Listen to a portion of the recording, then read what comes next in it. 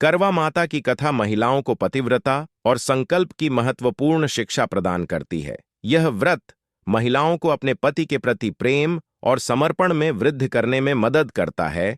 करवा चौथ व्रत भगवान गणेश और करवा माता को समर्पित है। करवा माता की पूजा और उनकी कथा पढ़े बिना व्रत अधूरा माना जाता है। करवा माता की कथा महिलाओं को पतिव्रता और संकल्प की महत्वपूर्ण शिक्षा प्रदान करती है।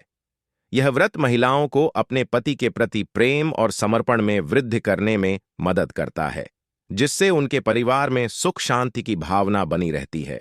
इस प्रकार करवा माता की कथा एक महत्वपूर्ण धार्मिक कथा है जो महिलाओं को पतिव्रता और प्रेम का संदेश देती है।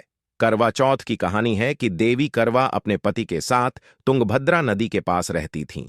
एक दिन करवा के पति नदी में स्नान करने गए तो एक मगरमच्छ ने उनका पैर पकड़ लिया और नदी में खींचने लगा।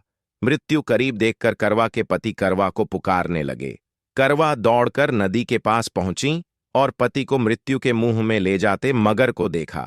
करवा चौथ व्रत की कथा का पेड़ से बांध दिया। करवा के सतीत्व के कारण मगरमच्छ कच्चे धागे में ऐसा बंधा कि टस से मस नहीं हो पा रहा था। करवा के पति और मगरमच्छ दोनों के प्राण संकट में फंसे थे। करवा ने यमराज को पुकारा और अपने पति को जीवन दान देने और मगरमच्छ को मृत्यु दंड देने के लिए कहा। सुहाग रक्षा के लिए होता है व्रत। यमराज ने कहा, मैं ऐसा नहीं कर सकता। अभी मगरमच्छ की आयु शेष है और तुम्हारे पति की आयु पूरी हो चुकी है।